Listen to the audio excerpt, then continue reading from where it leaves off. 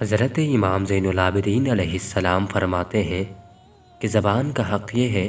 کہ اسے گالم گلوچ سے محفوظ رکھو اور اسے نیک و شائستہ بات کہنے کا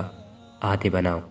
اسے باادب بناؤ، اسے دین و دنیا کے فائدے کے علاوہ بند ہی رکھو اور زیادہ چلنے بے فائدہ بولنے سے روکو کہ تم اس کے نقصان سے محفوظ نہیں ہو اور اس کا فائدہ کم ہے۔ زبان عقل کا گواہ اور اس کی دلیل سمجھی جاتی ہے، اور عقل مند کا عقل کے زیر سے آراستہ ہونا اس کی خوش بیانی ہے۔ مدد تو بس خدائے بزرگ و برتر ہی کی طرف سے ہے۔